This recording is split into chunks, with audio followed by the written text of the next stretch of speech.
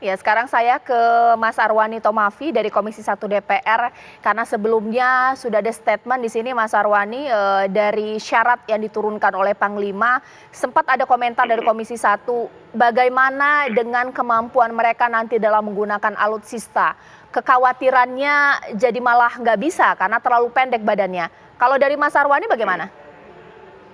Ya, pertama bahwa perubahan syarat tinggi badan dan usia calon taruna dan taruni dalam mendaftar TNI ini memang dibahas di Raker dengan Menhan kemarin, ya. Nah, ini harus dibaca ya sebagai upaya afirmasi kepada anak-anak Indonesia untuk dapat memiliki kesempatan menjadi anggota TNI, ya. Dari yang sebelumnya 163 menjadi 160 ya. Ya, jadi 157 jadi 155 untuk taruni. Jadi kesempatan untuk berpartisipasi menjadi anggota TNI. Jadi saya kira itu ya kalau kita baca bahwa dalam beberapa kebutuhan untuk menangani alutsista memang ada kriteria tinggi badan, tetapi itu tidak semuanya. Apalagi kalau kita lihat sekarang ini teknologi ya, teknologi basis dari alutsista itu juga banyak yang basisnya itu teknologi. Artinya apa? Artinya lebih butuh pada kecerdasan, lebih butuh pada kemampuan ya, kemampuan di dalam menjalankan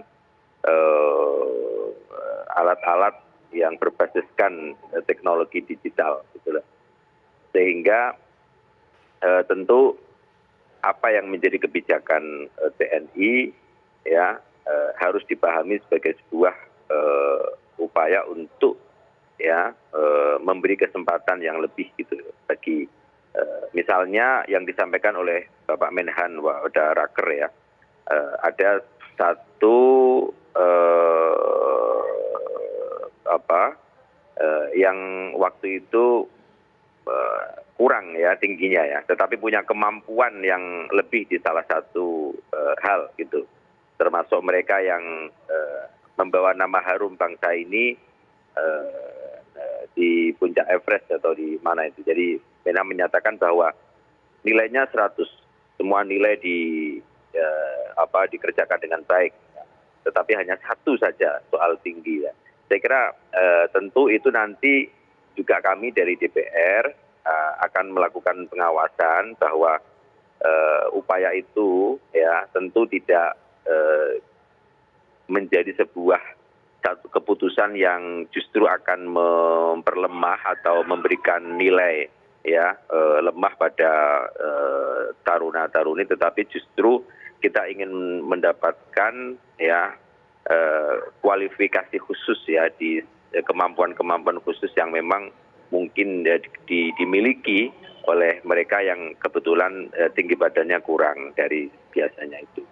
Saya kira itu saya. Oke, jadi intinya kalau dari Mas Arwani sendiri, tinggi badan ini diturunkan bukan hanya supaya yang daftar banyak, tapi ketika dipilih pun memang bukan jadi bahan pertimbangan. Misalnya begini, kalau yang tinggi 170 nilainya 98, tapi ada tingginya 160, nilainya 100, yang dipilih paling tinggi. Kalau itu bagaimana? Tentu kembali kepada kebutuhan yang memang ada di TNI pada saat itu ya, atau kebutuhan kita saat ini. Tetapi juga harus diperhatikan bahwa menurunkan tinggi ini tetap harus dalam kerangka ya kita mendapatkan input, mendapatkan masukan, mendapatkan taruna-taruni yang bagus, lebih baik lagi, ya, lebih cerdas lagi gitu, lebih dibutuhkan. Ya, sekarang saya ke Bang Yos karena tadi sempat disinggung ada beberapa alutsista yang dikategorikan punya syarat tinggi badan minimum untuk mengoperasikan. Kalau dari Bang Yos, sepengetahuan dan pengalaman dari Bang Yos sendiri, ada tidak bagian-bagian dari pekerjaan atau juga alutsista jenis tertentu yang memang orang punya tinggi badan di bawah 165 ini agak sulit mengoperasikan, Bang Yos?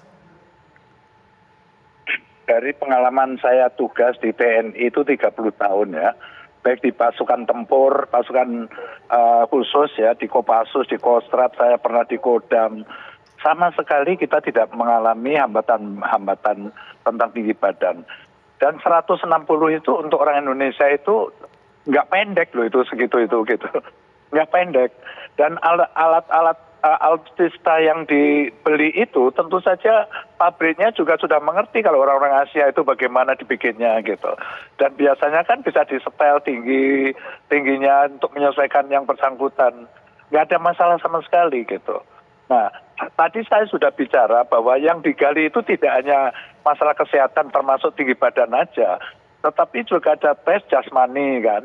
Tes jasmani ini kan diuji tadi yang ditayangkan di TV itu ada lari, ada shuttle run, ada push up, ada sit up, ada shuttle ada berenang dan lain sebagainya kan. Sehingga satu hari itu tesnya untuk jasmani itu adalah diyakini bahwa yang bersangkutan ini sehat secara jasmani. Nah, yang paling berat adalah yang aspek yang ketiga itu psikologis itu. Tes psikologis ini lamanya 7 jam dan orang tidak boleh keluar dari ruangan selama 7 jam. Kalau ada yang ke toilet ya silakan, tunggu yang lain gitu. Mulainya bareng, lalu diketuk, selesai bareng ditarik. Ini soalnya mudah-mudah, tetapi masalahnya waktunya tepat itu supaya jawabannya itu jawaban yang spontan, orisinil gitu.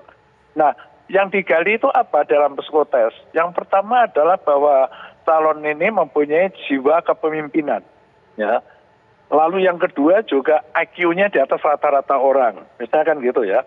Lalu dia juga bisa bekerja sama, dia orang yang bertanggung jawab gitu kan. Intinya bahwa calon ini adalah punya karakter sebagai seorang pemimpin.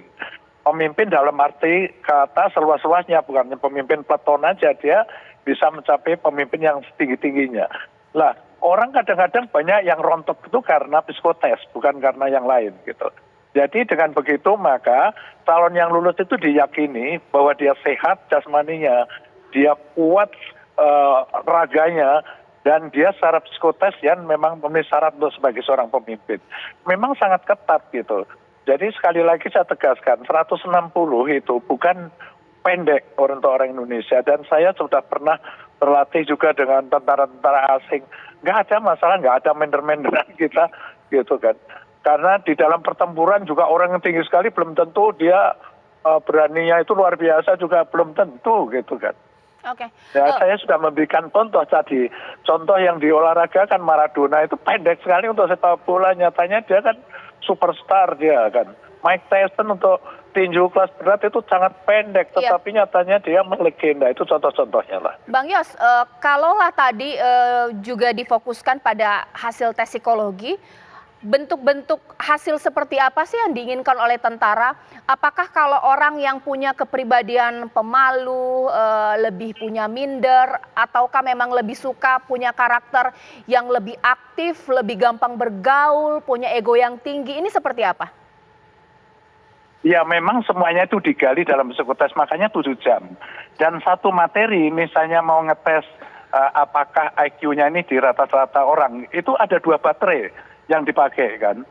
Jadi kalau nanti misalnya ya seorang calon itu dapat kerpean yang baterai yang satu, nanti dites dengan baterai yang lain dengan tujuan yang sama tesnya, ternyata itu jomplang gitu, artinya nggak seimbang hasilnya, itu dianggap nggak bisa dianalisa, malah dia rontok gitu, nggak lulus. Jadi sekali lagi yang paling penting digali di sini adalah masalah psikologisnya itu, sekali lagi bahwa dia memang punya karakter secara umum itu sebagai seorang pemimpin gitu kan. Pemimpin dari semua level lah. Semua level. Jadi dia punya jiwa kepemimpinan, dia bertanggung jawab, dia orangnya bisa bekerja sama dan sebagainya dan sebagainya. Oke.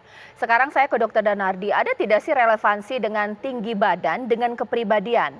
Karena ada sempat yang mengatakan orang yang berbadan pendek mungkin punya rasa pendiam, minder, rendah diri, yang bertubuh tinggi lebih aktif, gampang bergaul, kepemimpinan tinggi. Itu sebenarnya ada relevansinya nggak sih, Dok?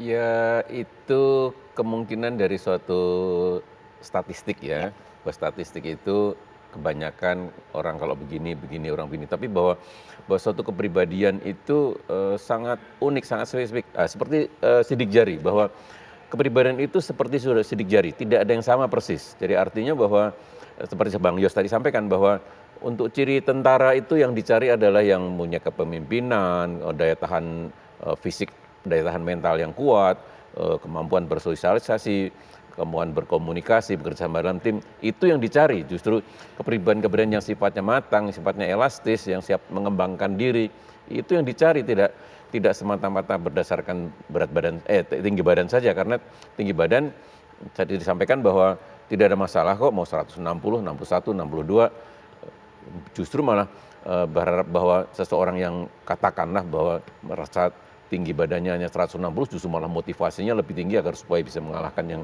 lebih tinggi. Barangkali malah termotivasi untuk yang tinggi badannya katakanlah di bawah teman-temannya.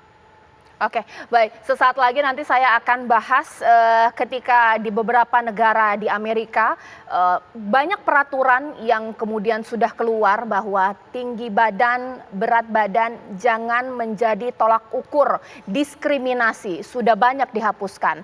Bahkan untuk Air Force Amerika sendiri pun juga sudah menghapuskan syarat tinggi badan. Jadi bukan minimum lagi, dihapuskan syarat tinggi badan. Di lain sisi, Ketua Umum PDIP mengatakan pengennya setentara minimal 170 cm. Sesaat lagi.